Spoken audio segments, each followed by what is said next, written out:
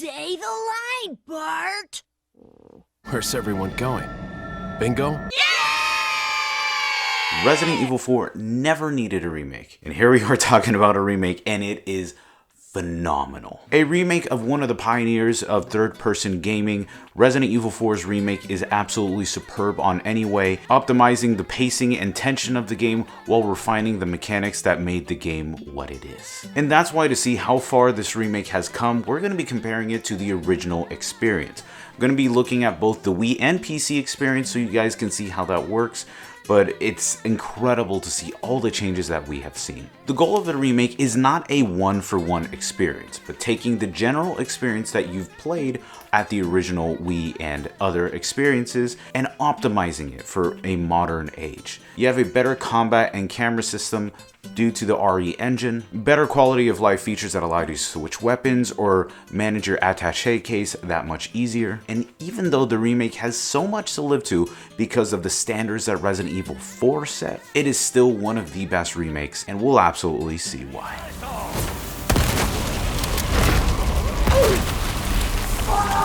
As I was saying previously, the 2005 experience was one of the first third-person shooters to exist, and it redefined what that genre meant.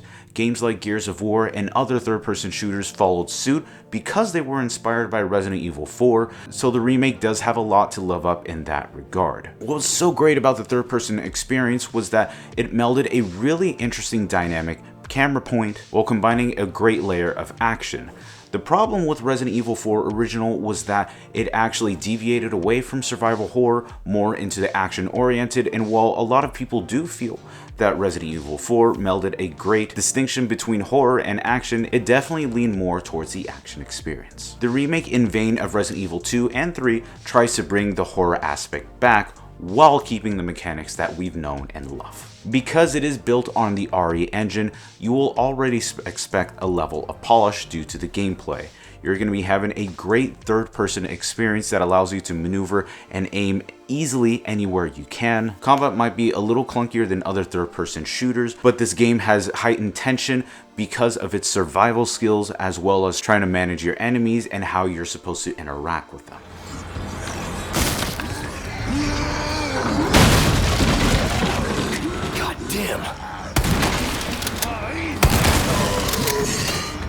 So because of this, you have a pretty cool arsenal of items that you didn't really have before. And we'll start with the melee, even though it's not an arsenal, but Leon's acrobatics are back just as you would expect. There was a prompt in the original Resident Evil 4 that when you attack certain enemies, you were able to kick or suplex them depending on the experience. That is brought back very nicely here, and it's great to see that you can actually toggle these, but it is a little bit more difficult to bring that back in comparison to the original, which was very easy to always achieve. I did notice that with the acrobatics, you can take advantage of that by using a flash concussion grenade. You throw that out, and while that does, it toggles a melee prompt on all of them for a very short period of time and allows you to lay waste very quickly on different ones. It can be considered a little bit of a crutch, but even then it is nice to be able to do that, but just know that you can use that. As helpful as the knife was in the original Resident Evil 4 experience, I was not a big fan of it, mostly because of how much of a crutch the original knife is. For example, we're going to take a look at fighting an original Ganado. What you typically would do is take your gun, fire it at their leg. They come in a kneeling position, and all you have to do is melee and then use a knife attack to finish them off. It is very easy to lay waste and use this tactic almost through the entire game, so it can be very crushy, and it's not something I'm a big fan of. So in order to remedy this, they added a weapons degradation similar to Resident Evil 2. Any use of your knife, whether you're attacking enemies or you're using counterattacks, will use and degrade your knife. It can be from killing ganados that are going to be turned into plagas, or it could be stealth kills using your knife, or it could even be pairing a chainsaw. Every use that you have for your knife will degrade it, so you have to think very strategically how you're going to use that knife against your next enemy. And going into that, the stealth mechanics are what I do like about this game, even though it's slightly superficial. There isn't too much to the stealth mechanic. Leon has a new crouching and search through the game through that perspective. Going behind enemies allows you to take your knife and do a one-hit kill. Great for laying waste to a lot of enemies, but also know enemies can easily detect you, whether it's by line of sight or by whatever sounds you're making, especially gunshots. Once enemies are alerted, everyone can find your presence and you'll have to fight them as you normally would,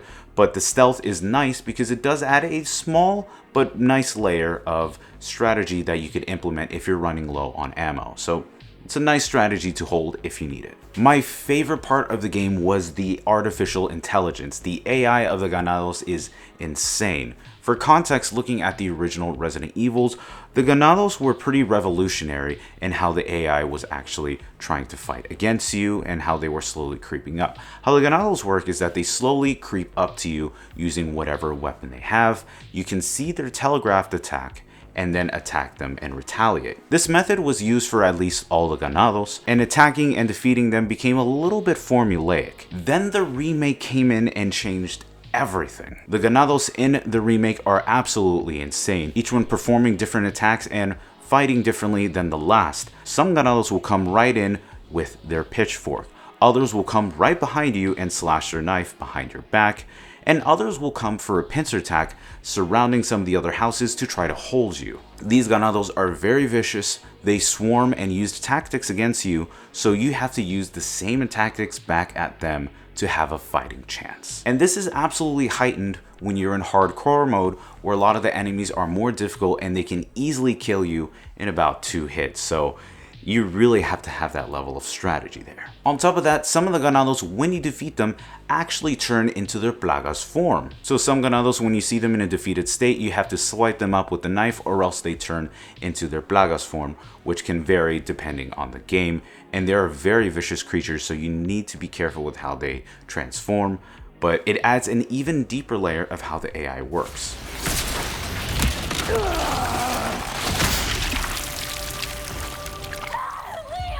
So if you want to see how all of these gameplay aspects work, let's put an example of the village. The original village in the Resident Evil 4 allowed you to see how the game was supposed to play and how you're supposed to fight against some of the enemies. Like I said, you really do see how the AI is present. Some of the enemies start to slowly creep up to you, but you have a large chance of retaliating.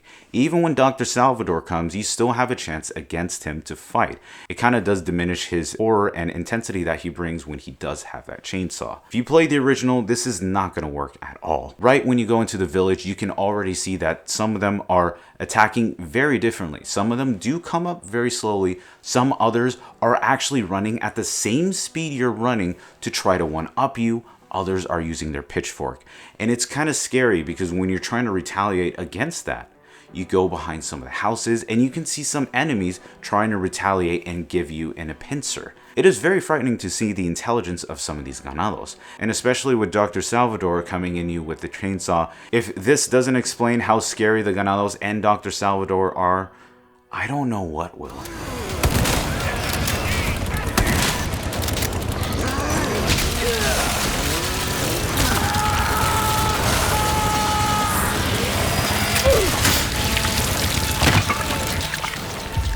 And to brush over some small details of the gameplay, QTEs have been removed for something that's been a little bit more tame. QTEs, or QuickTime events, were bygone of a different generation, introduced in games like Sword of the Berserk, where it allows you to input quick inputs to kind of give you a deeper level of interactivity. Of course, these days that doesn't really bide well with a lot of people, so scenes like the Leon Boulder coming down to try to get you have been a bygone of its past and have been replaced with a quick action, and that way you don't even have to do some of these actions at all depending on what you can do. The Lewis and Leon scene is a great example where you don't really need to do any other QuickTime events in comparison to the original, but it is nice to see that's removed and it makes the pacing of the game that much better. Same with the Hunnigan cutscenes. The pacing has been significantly better. Hunnigan was the officer that you actually spoke to in order to retrieve the president's daughter. She would always come in a communication style on screen and give their dialogue from there. It was a little annoying because it did stop the flow of battle and the pacing of the game, and that's been reintroduced in the remake as Hunnigan just coming up on screen and giving you details via radio, and you can still participate and play in the game. So it does modernize that experience that much better. It makes it easier for everyone to integrate themselves in the game and not lose themselves in the pacing, even if there were some funny scenes in the original. Over here, stranger. Who's that? You think I'd really forget about my favorite guy in the original Resident Evil? Because the Merchant is back, in full force, buying, selling, and doing what he does best. The Merchant was as his name goes. You can buy any kind of weapon that you need that he would provide. You can also sell any kind of trinkets, weapons, or anything you've picked up to him for pesetas, and he was just there as a neutral support. But in comparison to the remake, while he does do those exact same things, his abilities are that much better. As noted, you can buy any weapon that he provides to you, and you can sell any kind of trinkets that you have. He does have a new option called trading, which allows you to get items that you completed through side quests, which I'll talk in a bit, and use them to buy exclusive items that you cannot buy with pesetas. You have to use spinels in order to buy these, and some of these tools are absolutely necessary in order for you to progress through the game and get as much as you can out of the game. To slightly deviate into side quests, the side quests are given to you by Merchant or spread throughout the world. By performing and completing some of these, like the blue medallions, in comparison to what you get now, it is really nice to be able to try new side quests, get some of the spinels that you need in order to trade for the special items you need.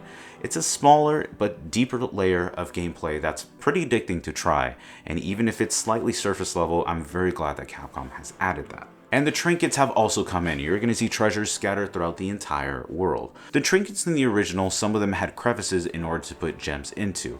They already had naturally fitted ones that you would find throughout the world.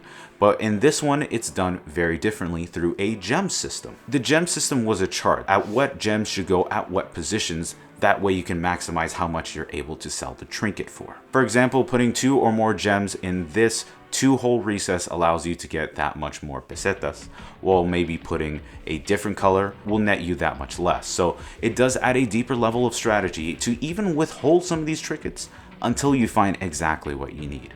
Or maybe you need to sell them for a quick buck, that way you can get the item you need. There is level of strategy that they integrated with this, so keep that in mind. Just let me go. Listen. Easy with that. My name's Leon. I'm here in the president's orders and... You stupid. As annoying as she is back, and she's yelling for your help. Ashely functions very much like the original. The president's daughter was always able to be called by 2 actions, whether you call for her or she comes back to you. And this one's a little bit different, where you do call her and she's up close to you, or she kind of moves a little bit further. She does help you go through different ledges and allows you to traverse through different puzzles, so there is a level of ability that she can help you with, but she remains pretty close to the original, and best of all, she doesn't screech. Leon! Leon! Leon! Leon! Help me, Leon! Help! So let's go into the user interface, or the UI, and it's something that I'm not the biggest fan of, at least in terms of branding. I always felt that the RE remakes have been pretty sterile in terms of their branding. While it does have showcases of the original status bar from the other Resident Evils, it did feel pretty sterile and minimal, which is not a bad thing because it's easy to traverse through the menus, but it isn't stylistic as, let's say, the original Resident Evil 4. Some of the menus and map designs were great, and I always really loved how they look, and they are iconic in themselves. But kind of going back into this kind of remake, it does remove any stylization and makes that branding a bit more sterile.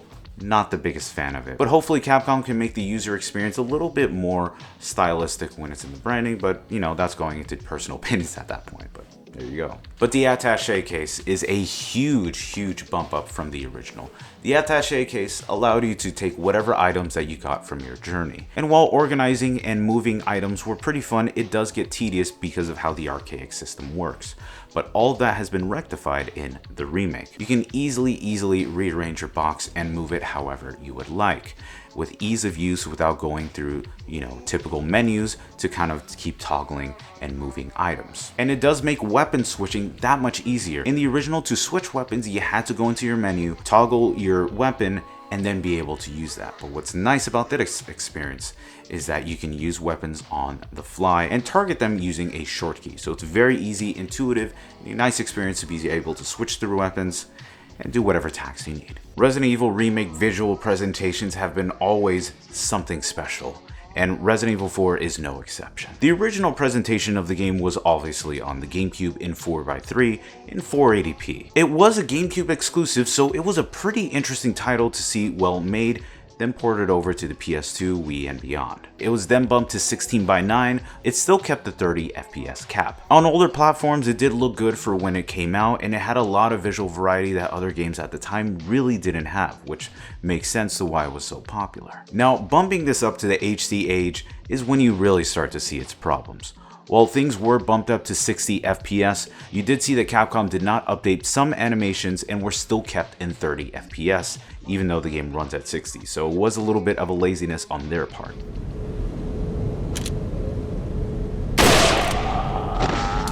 Since the textures and models were upscaled, that's when you start to see the visual imperfections of the game.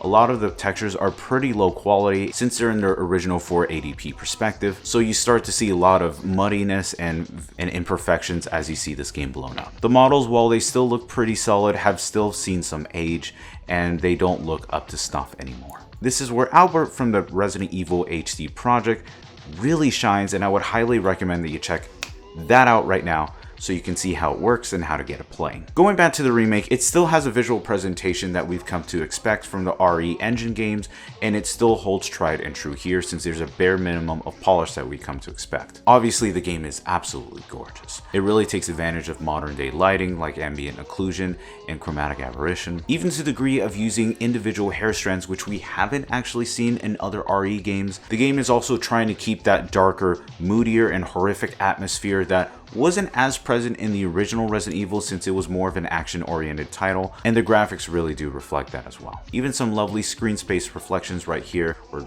Leon says the line, Where's everyone going? but you can see that really nice reflection of Leon on there, and those little cinematic tricks really just bring that level of polish to this game.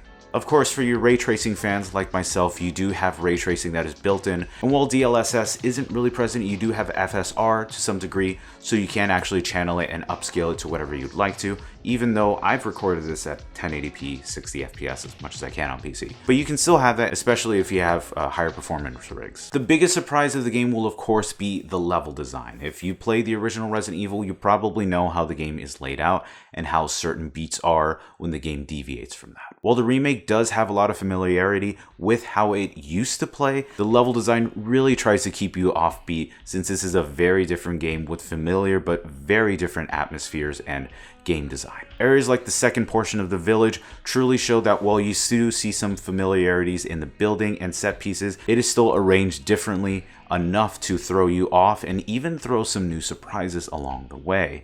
It's not going to have the same beats as the original, but the experience is going to be much better paced than the original, cutting any kind of fat that you remember from the original and just really heightening that tension while still delivering those punches. And to lastly cap it off, there are some extra features that we have seen, like the new point system. As you keep playing the game, you are awarded with some points. You can use those points to buy concept art, you can buy models, you can buy different sorts of items, and you can really see the development process of the game similar to how the other remake games were done, but it is different from the bottle cap system, where if you were playing in the shooting gallery, you were actually awarded some bottle caps. And speaking of the shooting gallery, it does make a return here. It is a very deep and diverse kind of shooting gallery that really goes way beyond the original, adding so many more levels, little intricacies in order to defeat some of these puzzles and galleries. It is a great way to really take a break from the game and really take your time. So if you ever see gallery, please take advantage of that. I think you'll love what you see. And that is Resident Evil 4 Remake. It's incredible to see what Capcom has done, and while I'll still stay firm and think we didn't need a remake for the original since the gameplay holds very well, not only do we have that, it looks and plays incredible, and I'm so glad that it actually exists. But what do you guys think? Are you going to stick with the original RE4 experience on older consoles, or do you want to really go for the new remake experience and play it everywhere else? Let me know in the comments down below what you guys think. Thank you so much for watching the video. I hope you guys enjoyed it. I want to thank these people right here for financially supporting the channel. It's because of you that I'm able to make more of these videos and keep them going. But if you want to see other videos I've done, check them out right here. You can see other Resident Evil titles that I've covered and reviews, so maybe there's something to your liking. Thank you guys so much for looking at this. I appreciate it, and I'll see you very soon.